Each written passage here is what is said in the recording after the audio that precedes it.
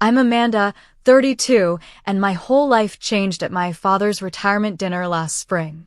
The banquet hall glittered with success as my father Richard raised his crystal glass. "My real children are the ones who made me proud," he announced to applause. Then his cold eyes found mine across the room.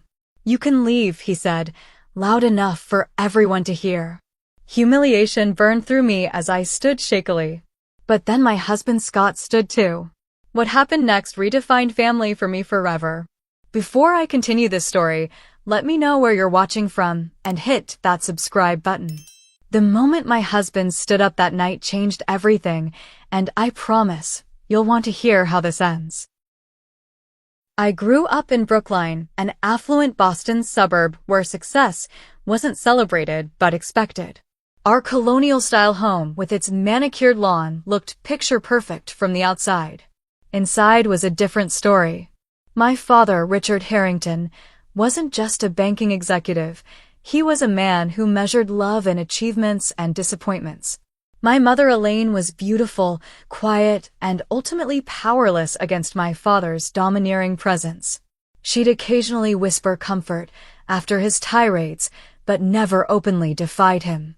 I lost her to breast cancer when I was 20, and with her went the only buffer between my father's expectations and my reality. My siblings were everything I wasn't.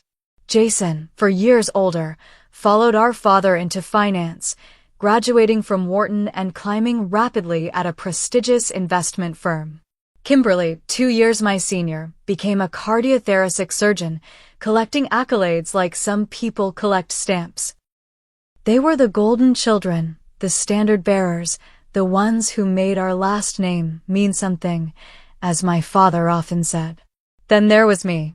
From childhood, I gravitated toward books and art, finding escape in stories when real life became too harsh. I can still remember sitting at our glossy black grand piano during my 12th birthday recital. Family friends filled our living room, and I was playing Debussy's Clair de Lune. My fingers trembled over the keys, and halfway through, I hit a wrong note. Just one. My father stood abruptly, straightened his tie, and walked out. The room fell silent except for the sound of the front door closing. I finished the piece with tears blurring my vision, but I finished it. That moment defined our relationship. One mistake was all it took to be deemed unworthy. College brought temporary freedom. I studied literature at Amherst despite my father's insistence on business school. "You're throwing your life away on fairy tales," he said when I showed him my acceptance letter. I still went, funding my education through scholarships and part-time jobs since he refused to pay for a useless degree. Those years taught me independence, but deepened my struggles with anxiety and self-worth. I'd accomplished something I was proud of, only to hear my father's voice in my head asking why it wasn't more. I dated occasionally, but relationships never lasted. I'd either pick men who reinforced my father's criticism or push away the good ones before they could discover I wasn't enough. Everything changed 3 years ago at a small bookstore in Cambridge. I was browsing the classic literature section when I reached for the last copy of a rare edition of Jane Eyre at the exact same moment as someone else.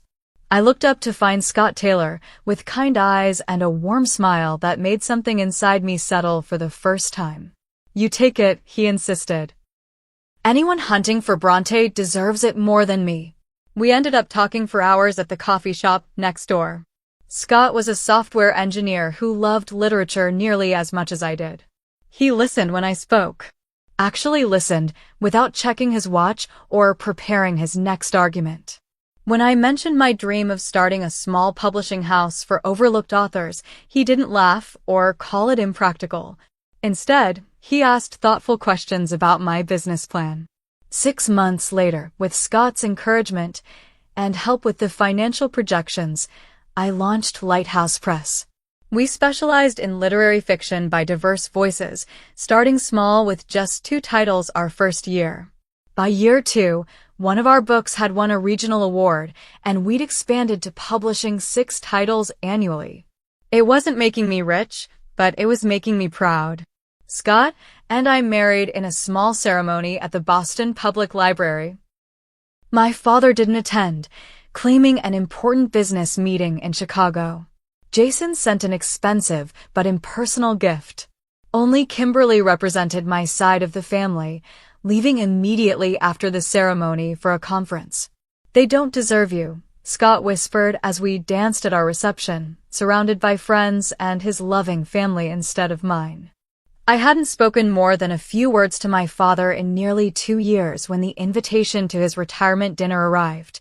After 40 years at First Atlantic Bank, Richard Harrington was stepping down as executive vice president, and there would be a formal celebration at the Hawthorne, Boston's most exclusive restaurant. "We don't have to go," Scott said, watching my hands tremble as I read the thick cream-colored card. "Maybe this is his way of reaching out," I said, though I didn't believe it. "Maybe things will be different now that he's retiring." The night of the dinner, I stood before our bedroom mirror in a navy blue dress that had cost more than I'd usually spend. My hair was professionally styled, my makeup carefully applied to hide the shadows under my eyes from a week of stress-induced insomnia. "You look beautiful," Scott said, adjusting his tie in the mirror beside me. "I feel like I'm going to throw up," I admitted. A panic attack hit me just as we were about to leave. Scott sat with me on the edge of our bed, coaching me through the breathing exercises my therapist had taught me. His hand made slow circles on my back as my breathing gradually normalized. "We can still cancel," he reminded me. "No," I said, reapplying my lipstick with shaking hands. "I need to do this. I need to try one more time." As we drove downtown, Scott reached over and squeezed my hand. "Remember, no matter what happens tonight, you have people who love you for exactly who you are." I nodded, wishing I could believe him, but decades of conditional love had taught me otherwise. Deep down, I still thought I needed to earn the right to be loved, and tonight was one more chance to finally make my father proud. The Hawthorne stood like a beacon against the Boston skyline, its historic facade illuminated against the darkening spring evening. Scott handed our car to the valet, a young man in a crisp red uniform who opened my door with practiced elegance. As we approached the entrance, my heels clicked against the cobblestone walkway like a countdown. "Remember to breathe," Scott whispered, his hand steady at the small of my back.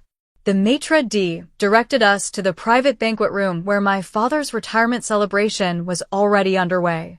Crystal chandeliers cast a golden glow over the crowd of about 70 people, most in formal attire, champagne flutes in hand. A string quartet played softly in the corner, nearly drowned out by the polite laughter and conversation of Boston's banking elite. I spotted Jason immediately, holding court near the bar. At 36, my brother had grown to resemble our father with his tailored suit and confident stance. He was surrounded by admiring colleagues, his gold cufflinks catching the light as he gestured while telling some story that had his audience chuckling appreciatively. "Amanda," he said when he noticed us, his smile not quite reaching his eyes. "Didn't think you'd make it." He offered Scott a brief handshake before turning to the group. "This is my little sister and her husband. Amanda does something with books, don't you?" Before I could answer, he continued. "Scott, these are some colleagues from Blackstone Investment. We just closed the Reynolds merger last week." The conversation immediately returned to finance, with Jason not bothering to include us.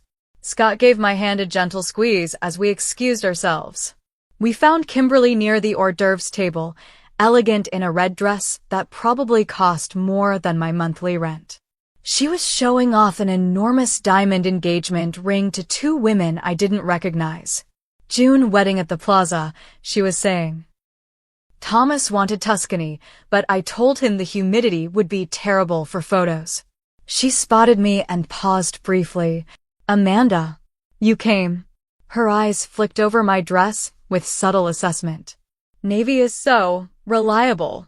She introduced Scott and me to her fiancé, Thomas, a neurosurgeon with perfect teeth and a Harvard accent. The conversation revolved around their upcoming wedding and recent medical conference in Switzerland before Kimberly excused herself to greet more important guests. "Your siblings are exactly as advertised," Scott murmured as we moved away. I was reaching for a glass of champagne from a passing waiter when I felt a bony hand on my arm. Aunt Patricia, my father's sister, pulled me into a stiff hug that smelled of expensive perfume and judgment. "Amanda, darling," she said, air kissing near my cheek. "You look healthy." The slight pause communicated volumes. Aunt Patricia had always sided with my father, reinforcing his standards as reasonable rather than punishing. She leaned closer, her voice dropping. "Try to make him proud tonight. It's important to him, especially with all his colleagues here." Before I could respond, she was already moving toward Kimberly, exclaiming over the engagement ring. The banquet room was a showcase of wealth and power. Crystal vases held arrangements of white roses and hydrangeas on every table. The bar featured top-shelf liquor and vintage wines. Waitstaff circulated with trays of delicacies, caviar on blini, seared scallops, tiny quiches. Around me, conversations centered on stock portfolios, vacation homes, and private schools. I finally spotted my father across the room, commanding attention in a circle of distinguished men. At 65, Richard Harrington remained imposing, his silver hair and patrician features marking him as someone accustomed to respect. He laughed at something one of the men said, and for a moment, I saw a warmth I'd rarely experienced directed at me. Scott sensed my hesitation. "Want me to come with you to say hello?" I shook my head. I should do this alone. Taking a deep breath, I approached my father. He saw me coming but continued his conversation until I was standing awkwardly at the edge of the circle. Finally, during a pause, he acknowledged me. "Amanda, you made it." His tone suggested mild surprise rather than pleasure. "Congratulations on your retirement," I said, offering the gift bag containing an expensive fountain pen Scott had helped me select. "Thank you." He accepted it without looking inside. "Gentlemen, my youngest, Amanda. She's in publishing. Own my own small press. Actually," I added, "we just had an author shortlisted for the Massachusetts Book Award." My father's expression didn't change. Amanda always had her head in the clouds, playing with books while her siblings took on real careers. The men chuckled obligingly. "Speaking of, Jason just closed a $40 million deal. And Kimberly is engaged to Dr. Thomas Whitfield, chief resident at Mass General." The clear message, their accomplishments were worth mentioning, mine were not. "It was nice seeing you," I said quietly, retreating before the tears stinging my eyes could fall. Scott was waiting with a fresh glass of wine, which I gratefully accepted. "That bad?" "The usual," I managed, taking a large sip. The cocktail hour continued around us. I watched as my father moved through the room like a king holding court, accepting congratulations and reminiscing about his illustrious career. With each person he greeted warmly, the contrast to his coldness toward me became more pronounced. When it was time to be seated for dinner, I discovered we'd been placed at a table far from the main one where my father, Jason, Kimberly, and other VIPs would sit. Our tablemates included distant relatives and junior colleagues who seemed equally disappointed with their placement. "I'm Scott Taylor, Amanda's husband." Scott introduced himself cheerfully, undeterred by the seating politics. "You're Richard's daughter?" asked an older woman across from us. "The one who isn't a doctor or banker?" I nodded, forcing a smile. "I run a publishing company." "How nice," she said with the same tone one might use to address a child's crayon drawing. "A hobby business." Throughout the three-course meal, I watched my father at the center table, laughing and engaged with those around him.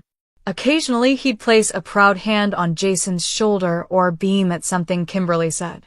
It was a side of him I'd seen directed at my siblings, but never at me. Scott squeezed my hand under the table periodically, his silent support the only thing keeping me from walking out. The lamb was perfectly cooked, the wine exceptional, but everything tasted like ash in my mouth. After dessert was served, the formal speeches began. The bank's CEO spoke about my father's contributions, his vision, his leadership. A longtime colleague shared humorous anecdotes about their early days in finance. Jason gave a polished speech about our father's professional legacy, managing to make it primarily about himself in the process. And then it was my father's turn. The room quieted as Richard Harrington rose and approached the microphone, commanding the space with practiced ease. My heart beat faster, hoping against hope that this moment, this public reflection on his life and career, might include some small acknowledgement of me. "Thank you all for coming tonight," my father began, his voice carrying effortlessly through the banquet hall. Looking around this room, I see not just colleagues, but friends who have been part of a journey spanning 4 decades at First Atlantic Bank. He spoke eloquently about the changes he'd witnessed in the banking industry, about challenges overcome and successes achieved. He thanked mentors who had guided him and acknowledged those he had mentored in turn. The crowd was rapt, including me. This reflective, almost warm version of Richard Harrington was unfamiliar. "None of this would have been possible," he continued, his voice dropping slightly, "without the support of my late wife, Elaine." My breath caught. He rarely mentioned my mother since her death. "Elaine understood the sacrifices necessary for success," he said, a slight crack in his voice. "She was my foundation during the difficult early years, and I only wish she could be here tonight to see what her support helped build." I felt tears forming. This was the most emotion I'd seen from my father in years. Perhaps retirement had softened him, opened something long closed within him. Around me, people dabbed at their eyes. Scott's hand found mine under the table. My father cleared his throat, composure returning. "But a man's true legacy isn't measured in dollars or deals. It's measured in what he leaves behind, in who carries forward his values and vision." My heart lifted. Was this the moment he'd finally see me? Acknowledge my different but valid path? "I've been blessed in that regard," he continued, gesturing toward the main table. "Jason has exceeded every expectation, becoming not just an investment banker, but a true financial innovator. The Reynolds merger alone would be career-defining for most, but for him, it's just another achievement in a portfolio of excellence." Jason nodded, accepting the praise as his due. "And Kimberly," my father's voice swelled with pride, "saving lives daily as one of Boston's premier surgeons. Just last month performing a groundbreaking procedure featured in medical journals. Intelligence, discipline, precision. Everything I tried to instill." Kimberly smiled demurely, her engagement ring catching the light as she touched her perfectly styled hair. My father raised his glass higher. "So tonight, as I close one chapter of my life, I look with satisfaction at what matters most. My real children are the ones who made me proud." The room burst into applause. People turned to smile at Jason and Kimberly, who accepted the attention with practiced grace. I sat frozen, the words hitting me like physical blows. My real children. As if I wasn't his child at all. As if I didn't exist, or shouldn't. But worse was coming.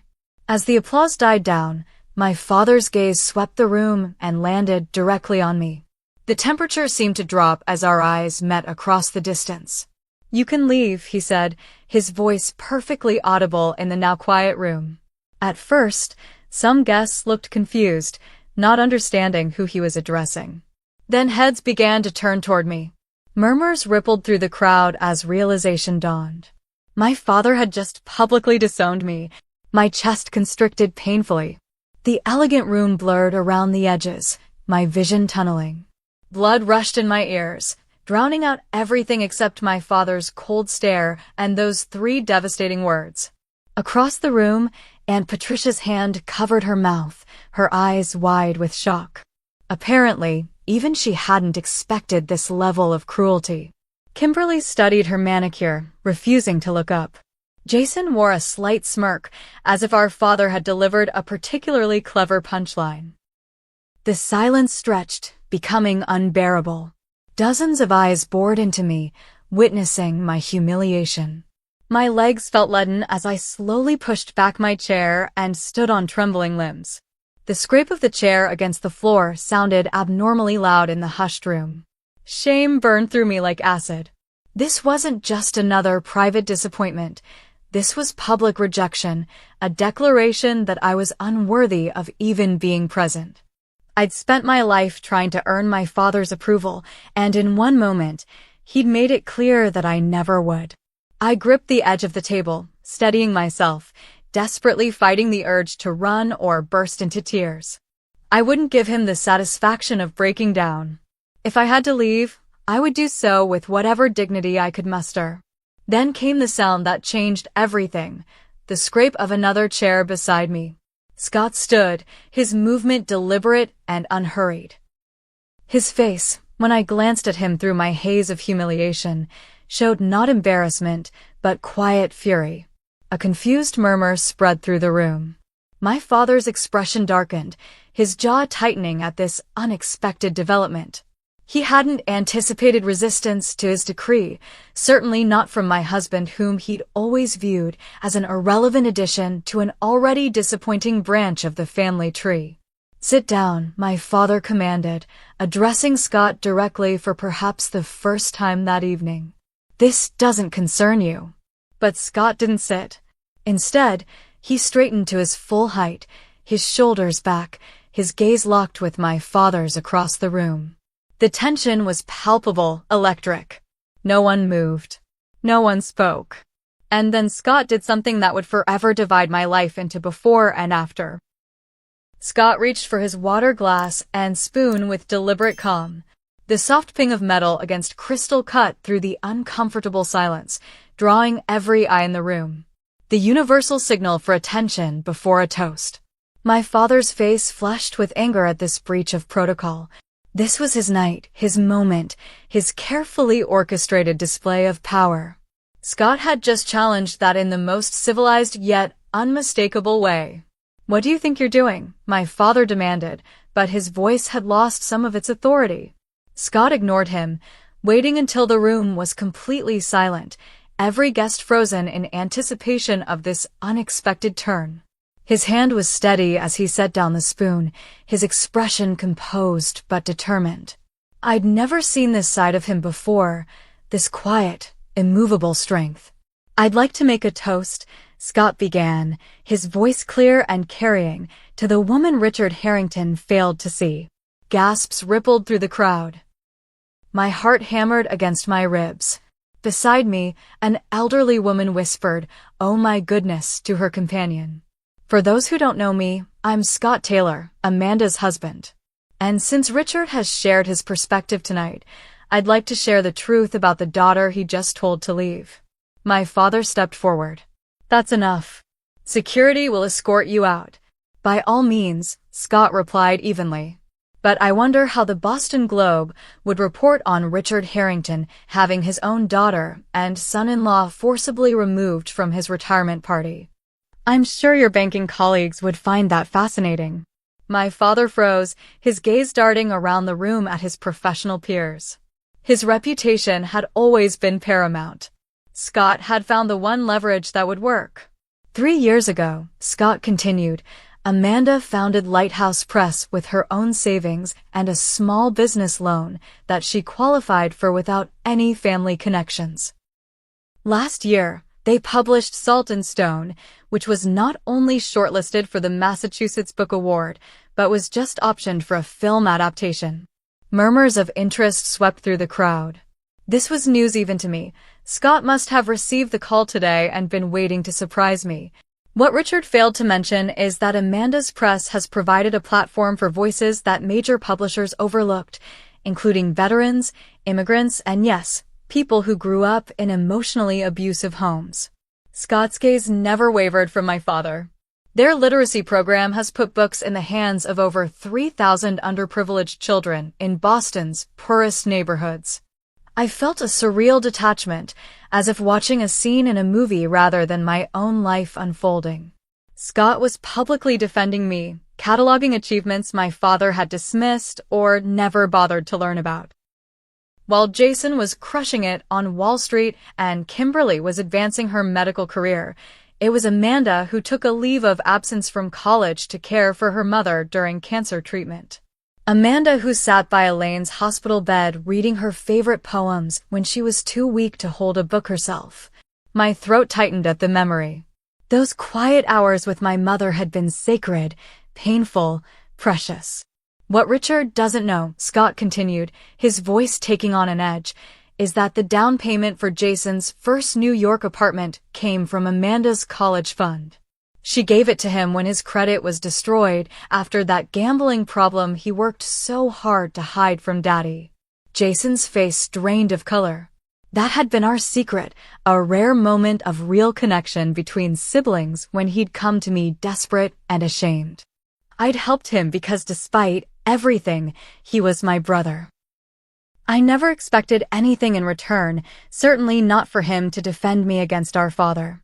For 32 years, Richard, you've told Amanda she wasn't enough. Too sensitive, too artistic, too different from the path you prescribed.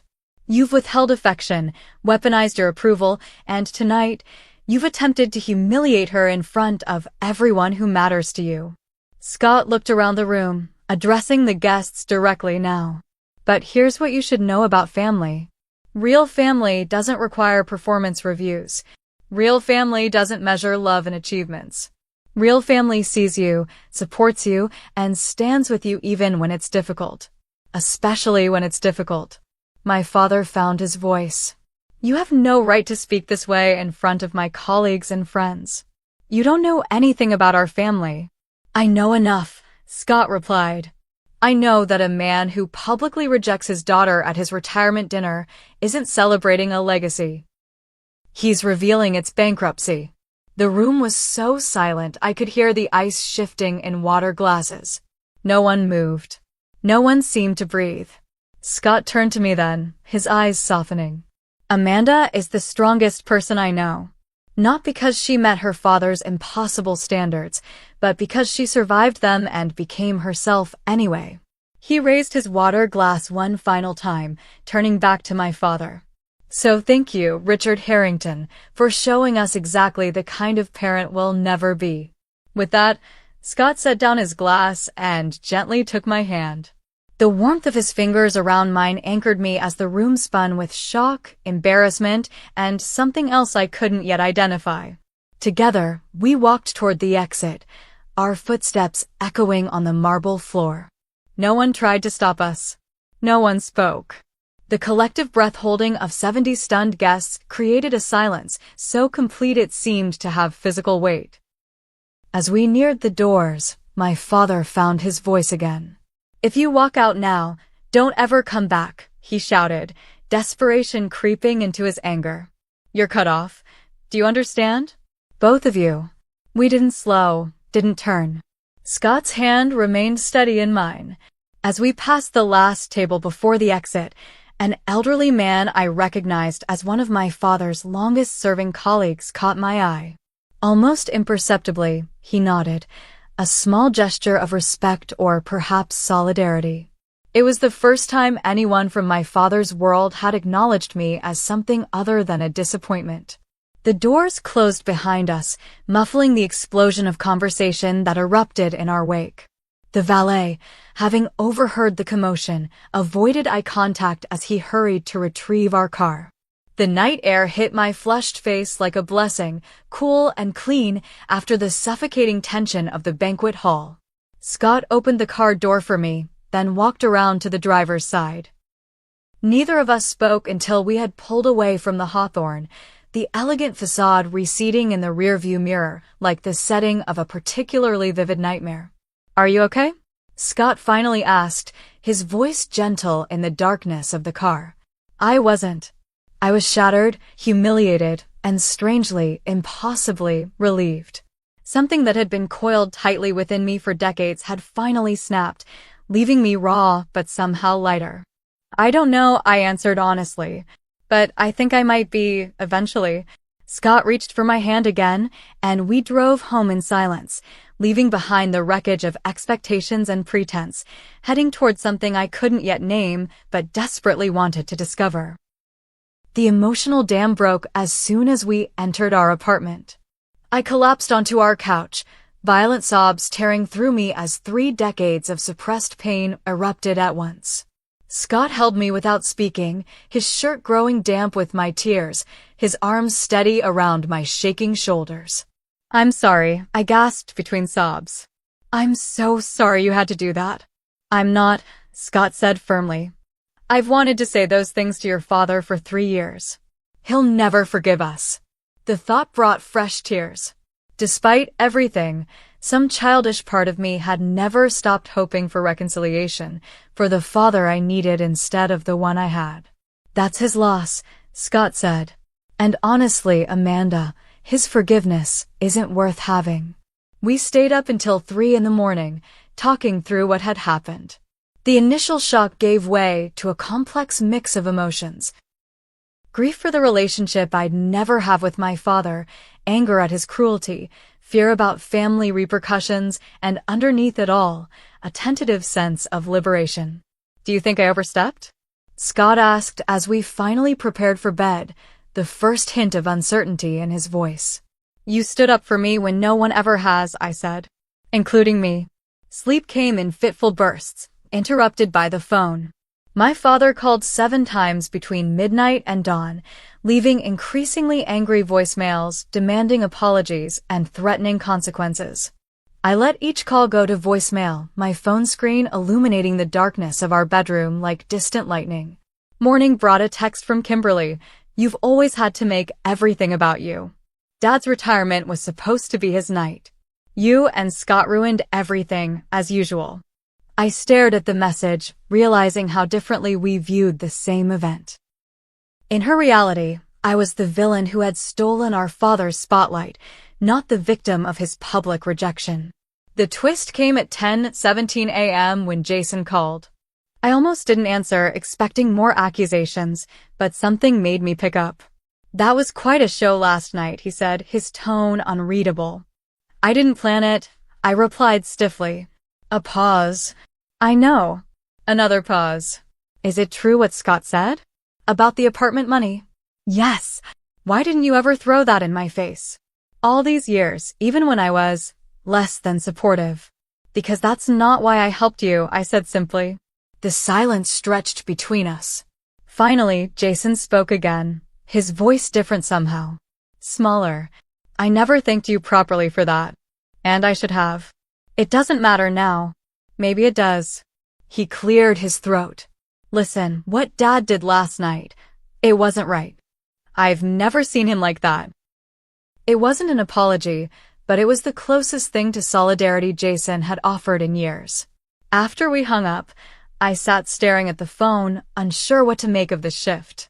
At work that Monday, my boss Marion took one look at my face and ushered me into her office. "You look like you've been through a war," she said, pouring me coffee. "What happened?" I gave her the condensed version. Her response was immediate. "Take the week off. We'll manage the Hopkins manuscript without you." "I can't just stop working because of family drama," I protested. "Amanda," she said gently, "if you'd broken your leg, you'd take time off to heal. Your father broke something inside you. That deserves the same consideration." I reluctantly agreed to 3 days, spending them alternating between crying jags and numb television binging. Scott worked from home, keeping me company while respecting my need to process. The outside world continued, oblivious to my internal earthquake. On Thursday, the doorbell rang. I opened it to find Aunt Patricia, clutching a large manila envelope and looking uncharacteristically uncertain. "May I come in?" she asked. I hesitated, then stepped aside. She perched awkwardly on our couch, refusing coffee or tea. "What my brother did was unforgivable," she said without preamble. I should have said something that night, and I didn't. I've been enabling Richard's behavior for years, telling myself it was just his way. She handed me the envelope. Inside were old family photographs I'd never seen, My mother pregnant with me, looking radiant, toddler me on my father's shoulders, both of us laughing, a family vacation where my father was teaching me to fish, his expression patient and kind. He wasn't always like this, Aunt Patricia said softly. After your mother got sick the first time, something changed in Richard. He became obsessed with control, with measurable success. It was as if by perfectly organizing his world, he could keep tragedy at bay. I studied the photos, these glimpses of a father I didn't recognize. That doesn't excuse what he's done. No, she agreed. It doesn't. But I thought you should know there was a time when he loved you unreservedly. That capacity exists in him, buried under years of fear and bitterness. After she left, I placed the photos in my desk drawer, unable to look at them longer, but unwilling to throw them away. The family implosion generated ripples through our extended family network. Cousins I rarely spoke with texted for details. My father's sister-in-law called to say she'd always thought Richard was too hard on you. The family mythology was being rewritten in real time, with long-time power dynamics suddenly up for re-examination. 5 days after the dinner, my father's name on my caller ID triggered a panic attack, so severe that Scott had to talk me through breathing exercises for 20 minutes. That night, he researched therapists specializing in family trauma and emotional abuse. You need professional support, he said, showing me a short list he'd compiled. This is beyond what I can help you process. I selected Dr. Eleanor Waters, a woman whose kind eyes and no-nonsense expression in her professional photo somehow inspired trust. My first appointment was scheduled for the following Tuesday. What if this breaks me completely? I asked Scott the night before. What if I discover I'm even more damaged than I thought? You're not damaged, Amanda. You're hurt. There's a difference. He pulled me close. And sometimes things need to break open before they can heal properly. A week after the retirement dinner disaster, my father appeared unannounced at our apartment building. The doorman called up, asking if we wanted to receive Richard Harrington. My hand shook as I held the intercom. It's your call, Scott said. We can refuse. No, I decided. Let's end this. My father looked smaller somehow as he entered our apartment, his commanding presence diminished outside his usual power settings. His eyes darted around our modest but comfortable home with thinly veiled judgment. I've come to clear the air, he announced without greeting. That scene at my retirement was unacceptable. You told me to leave in front of everyone, I reminded him, my voice steadier than I expected. What did you think would happen? I expected you to respect my wishes. Instead, your husband created a spectacle that undermined my entire career celebration. Scott, who had promised to let me handle this confrontation, remained silent beside me, his presence reassuring. Did you come here to apologize? I asked. My father looked genuinely confused. Apologize? For what? For being honest about my disappointment? I've given you every opportunity to make something of yourself, and you've rejected them all. In that moment, I saw with perfect clarity what Scott had been telling me for years. My father was incapable of seeing me as I actually was. He could only see the ways I failed to be who he wanted. I think you should go, I said quietly. I'm not finished, he snapped. I came to tell you that I've spoken with my attorney. If you and Scott don't make a public apology to me, you'll both be removed from my will. Is that clear? The old Amanda would have crumbled, would have agreed to anything to regain his approval. But standing in my own home, with my husband beside me and the life we'd built together surrounding us, I found a strength I hadn't known I possessed.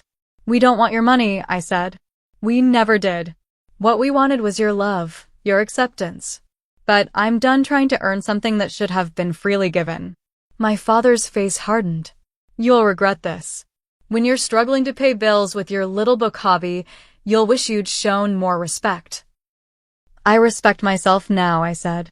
That's enough. He stormed out, slamming our door hard enough to rattle the pictures on the wall.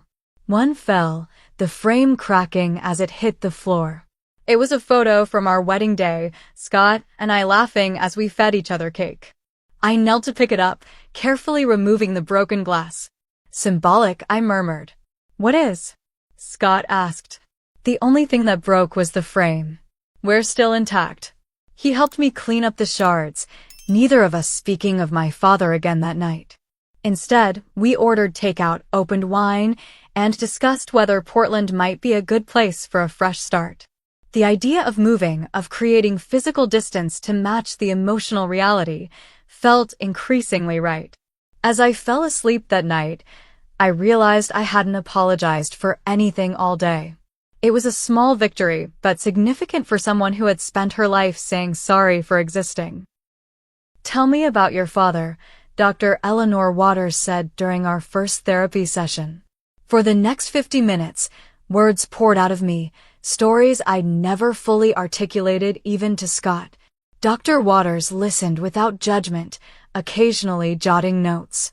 At the end of the session, she looked at me thoughtfully. Amanda, have you ever heard of emotional abuse? That simple question began a 3-month journey through family dynamics, trauma responses, and the slow process of reclaiming my self-worth.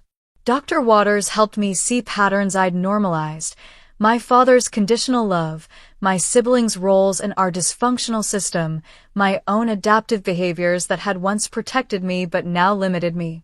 Healing isn't linear, she warned me. You'll have setbacks.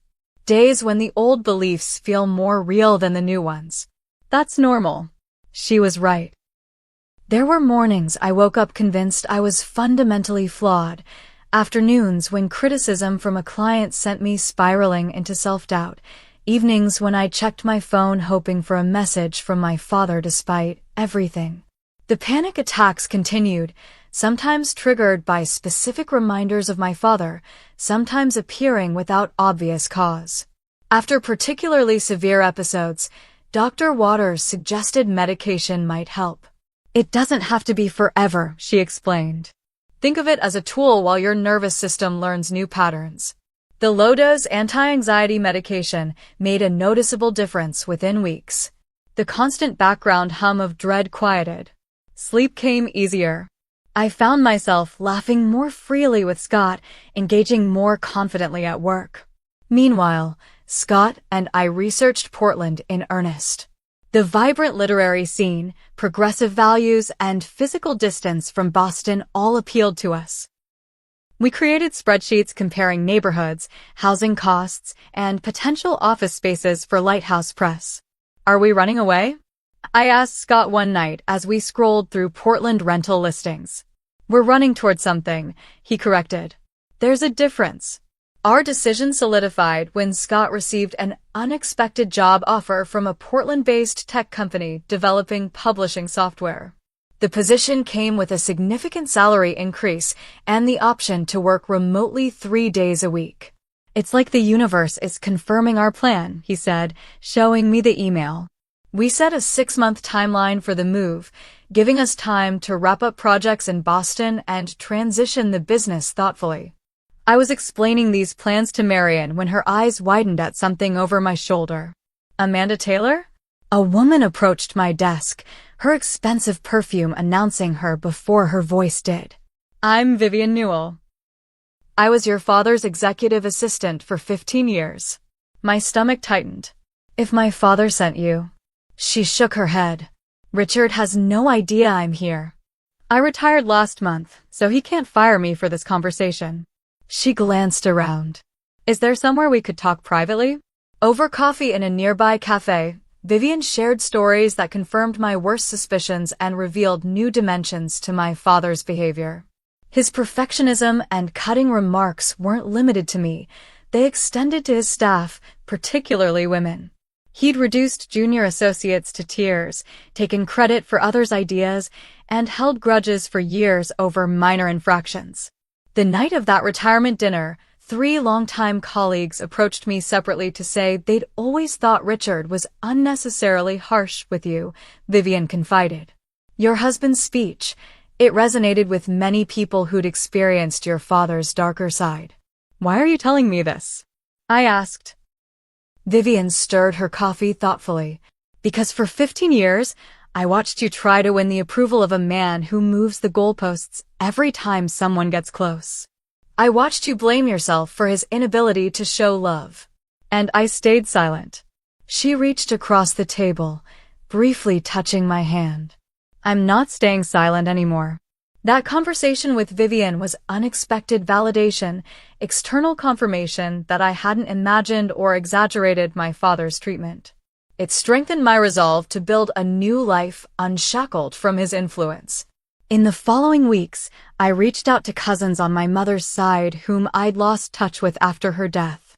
To my surprise, many welcomed the reconnection. My mother's sister Judith invited Scott and me for a weekend at her Connecticut home, where she shared family stories and photographs I'd never seen. Your mother would be so proud of the woman you've become, Aunt Judith told me, showing me my mother's college journals. She was an artist too, you know, before she met your father and adopted his priorities. This glimpse into my mother's unfulfilled creative ambitions created a new sense of connection with her. I'd always thought my artistic tendencies came from nowhere, an anomaly in a family of practical professionals. Learning they were an inheritance from my mother felt like reclaiming a piece of my identity. For months after the retirement dinner incident, I was giving a speech at a small literary event about Lighthouse Press's mission to amplify overlooked voices. Halfway through, I realized I was speaking confidently, without the constant internal editing and self-doubt that had previously accompanied any public appearance. You were magnificent, Scott said afterward as we celebrated with a group of authors and industry colleagues. I didn't picture my father's disapproving face once, I marveled. Not even when I stumbled over that author's name. It was a breakthrough, Dr. Waters acknowledged in our next session. You're internalizing a new voice, she observed. Your own voice of self-acceptance is becoming louder than his voice of criticism. Our Portland plans progressed. A house-hunting trip yielded a charming craftsman with a converted garage perfect for a small office. We put a deposit down, the commitment to our fresh start now concrete. Back in Boston, I expanded Lighthouse Press's mission, creating a special imprint for memoirs focused on family reconciliation and healing from emotional abuse. The project felt both professionally exciting and personally meaningful, a way to transform my pain into purpose. My relationship with Jason continued its tentative thaw. He called occasionally, our conversations gradually becoming less superficial. During one such call, he confessed that he'd started therapy himself. That night at Dad's retirement, it forced me to look at some things I'd been avoiding, he admitted. Like how I've spent my entire adult life chasing Dad's approval and how exhausting that is. Kimberly remained firmly in my father's camp, sending a formal wedding invitation addressed only to Scott with a post-it note reading, "No drama, please." We declined with an equally formal response card and a generous gift from their registry. 6 months after the retirement dinner, Scott and I were discussing starting a family, a conversation I'd always avoided, fearing I'd inherited my father's capacity for emotional damage. What if I'm like him? I whispered, naming my deepest fear. What if I don't know how to love a child unconditionally? The fact that you're asking that question means you won't be like him, Scott said. You're aware of the patterns. You're doing the work to heal them. That night, I had a breakthrough therapy session where I finally expressed my rage toward my father without tempering it with understanding or excuses. Dr. Waters encouraged me to write him a letter I'd never send, pouring out decades of hurt and anger. I hate what you did to me, I wrote, my pen pressing so hard it tore the paper in places. I hate that you made me believe I was fundamentally flawed. I hate that even now, part of me still craves your approval. The release was cathartic. Afterward, I realized it had been weeks since I'd thought about my father daily. His power over my emotional state was diminishing, his absence becoming less of a wound and more of a fact. Our last week in Boston, I received an unexpected email from my father's former colleague, the elderly man who had nodded to me as Scott, and I left the retirement dinner. I'm retiring to Portland myself next month, he wrote. Richard and I had a falling out recently over his treatment of a young analyst that reminded me of his behavior toward you. If you and Scott are settled by then, perhaps we could meet for coffee. Sometimes chosen family is more important than biological connections.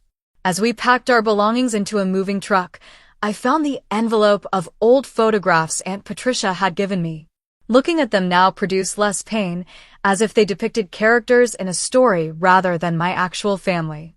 I packed them alongside newer photos, Scott and me hiking in New Hampshire, our literary festival booth surrounded by readers, a dinner party with friends who loved us exactly as we were. On our last night in the empty Boston apartment, Scott found me standing at the window, looking out at the city lights. Having second thoughts? He asked, wrapping his arms around me from behind. No, I said truthfully. Just saying goodbye to the person I was here. The one who never felt good enough. She was always good enough, Scott said. She just couldn't see it yet. As we drove west the next morning, I realized I hadn't checked my phone for messages from my father in over a week. It wasn't a conscious decision, just a natural fading of an old habit that no longer served me. The constant ache of his rejection had transformed into something different, not absence of pain, but presence of self-respect. Portland welcomed us with a week of unseasonable sunshine, as if affirming our decision.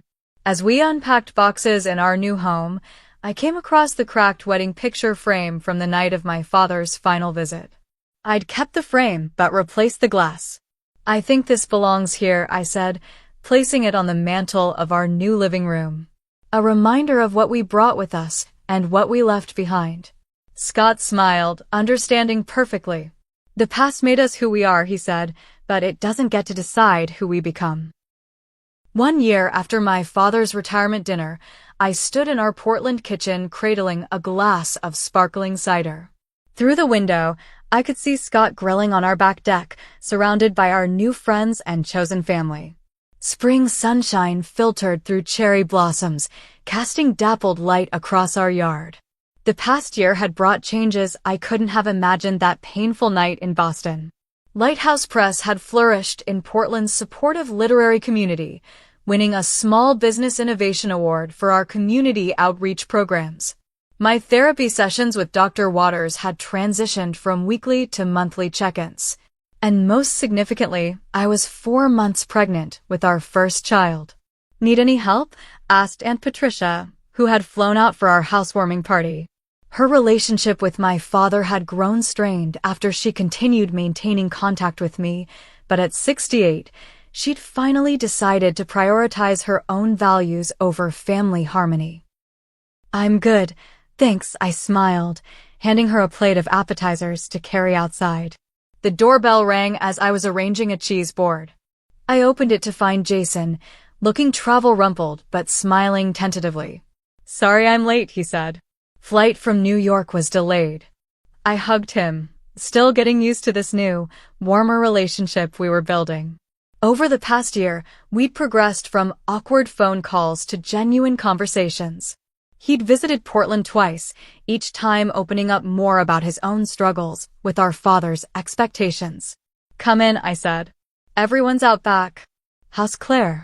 Jason had recently started dating a kindergarten teacher who seemed to bring out a gentler side of him. She's good. Wanted to come, but she couldn't get the time off. He hesitated, then handed me an envelope. I've been debating whether to show you this, but I think you should know. Inside was a short article from a Boston business publication featuring a small photograph of my father. The headline read, Former First Atlantic EVP Richard Harrington hospitalized after minor stroke. He's physically okay, Jason added quickly, seeing my expression. But it's been a wake-up call. He's alone a lot now. Kimberly visits when she can, but her surgical residency keeps her busy. He refused to hire help initially, but after he burned dinner and set off the smoke alarms, the neighbors called me. I studied the photo of my father. He looked older, diminished somehow. I'm sorry to hear he's unwell, I said honestly. But I don't know what you expect me to do with this information. Jason shrugged. Nothing, necessarily. I just thought you should know. I placed the article on the counter, promising myself I'd process it later. Today was about celebration, not reopening old wounds. The party flowed around me, a joyful gathering of people who supported us. My colleagues from Lighthouse Press chatted with Scott's tech friends. Aunt Patricia exchanged gardening tips with our next-door neighbor. Jason gradually relaxed, showing uncharacteristic interest in one of our author's discussions about narrative therapy. As evening approached, Scott called for everyone's attention, raising his glass. 1 year ago, Amanda and I made the best decision of our lives moving to Portland. But the journey started earlier, with a moment of truth at a certain retirement dinner. Knowing glances were exchanged among those familiar with our story. That night could have broken us, but instead, it freed us. He turned to me, his eyes soft. To Amanda, who taught me that real strength isn't about never falling, but about rising every time life knocks you down. And to all of you who've become our Portland family, thank you for welcoming us exactly as we are. Glasses clinked as everyone toasted. Standing there, surrounded by genuine affection, I felt a completeness I'd spent decades searching for. The validation I desperately sought from my father had always been a mirage, disappearing as I approached.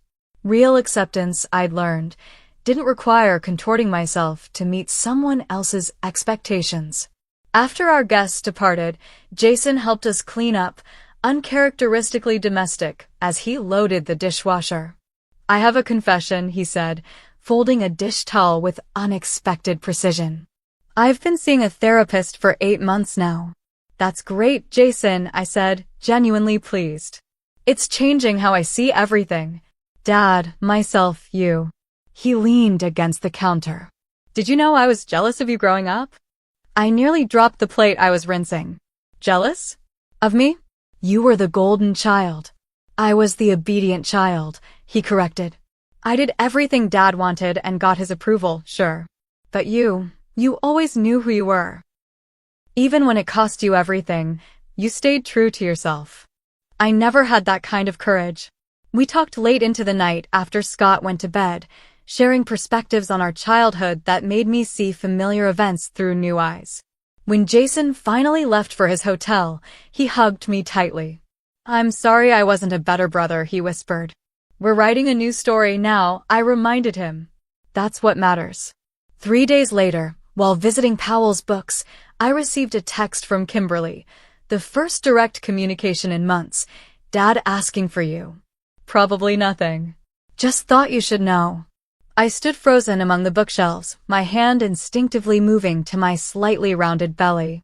The old Amanda would have dropped everything, rushed back to Boston, desperate for this potential opening. The new Amanda recognized the message for what it was. Kimberly's way of transferring responsibility, of making any continued estrangement my choice rather than our father's. After careful consideration and a long talk with Scott, I composed a simple response. Thank you for letting me know. I hope he recovers well. Not a door slammed shut, but not a desperate rush through an open one either. Just acknowledgement of a shared humanity that existed independent of our broken relationship. 2 weeks later, I had a chance encounter that crystallized how far I'd come. While visiting a friend in the hospital after minor surgery, I rounded a corner and nearly collided with my father. He looked startled, then wary.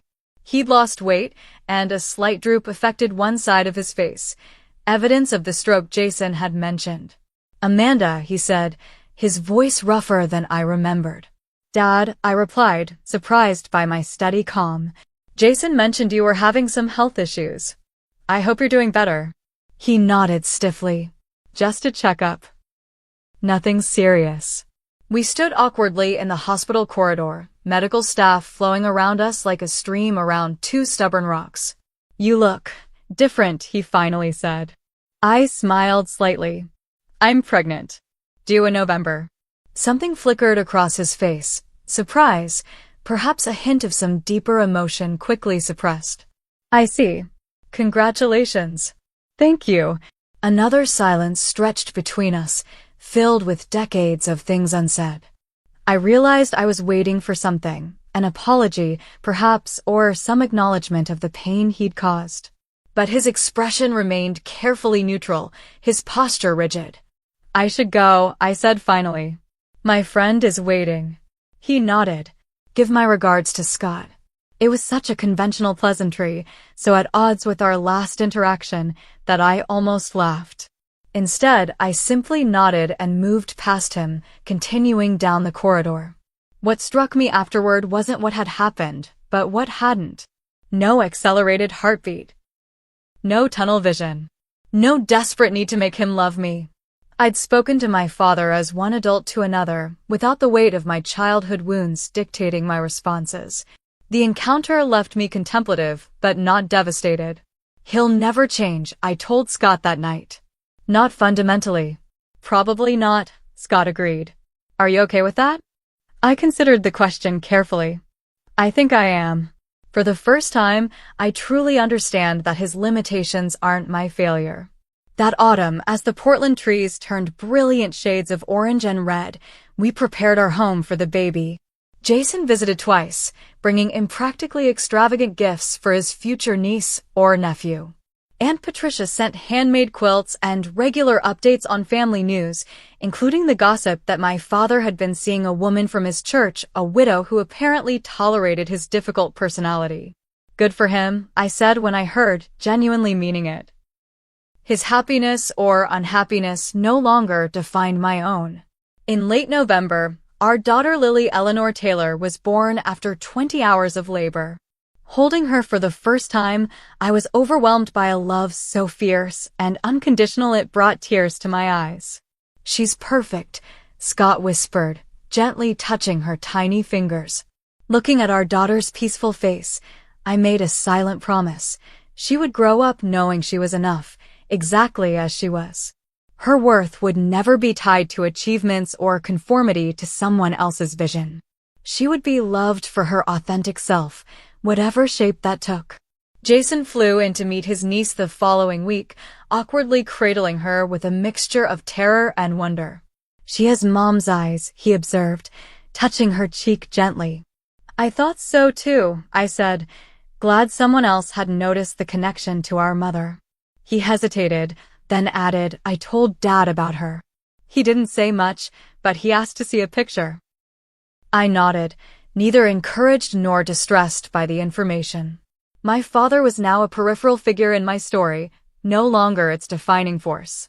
As Christmas approached, we held a small dinner for our chosen family, friends who had become essential to our Portland life, Jason and his now serious girlfriend Claire, and Aunt Patricia.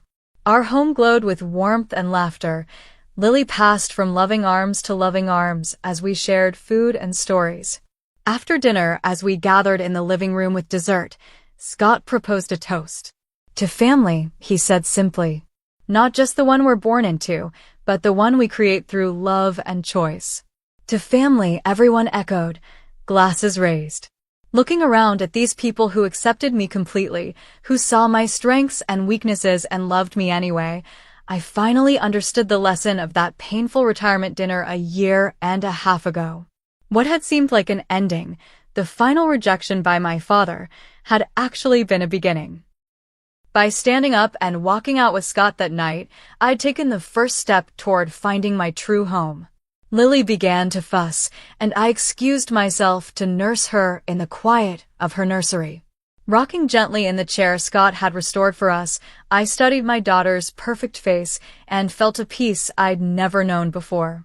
"You will never have to earn my love," I whispered to her. "It's already yours, completely and forever." In that moment, I realized I had given myself the same gift, unconditional acceptance of who I was, separate from achievement or external validation. The journey hadn't been easy, and there were still difficult days, but I had found my way to a truth that had eluded me for 32 years. I was enough. I had always been enough. The sound of laughter drifted from the living room, and Lily's tiny hand gripped my finger with surprising strength. This was my legacy now, not my father's disappointment, but my daughter's future. Not a path dictated by someone else's values, but one I was creating with each authentic choice. What's your story of finding freedom from toxic family expectations? Have you ever had someone stand up for you when you couldn't stand up for yourself? I'd love to hear your experiences in the comments below. And if this story resonated with you, please subscribe and share it with someone who might need to hear that they too are enough, exactly as they are. Thank you for being part of this journey with me. Remember, sometimes the bravest thing we can do is walk away from what hurts us toward what helps us heal.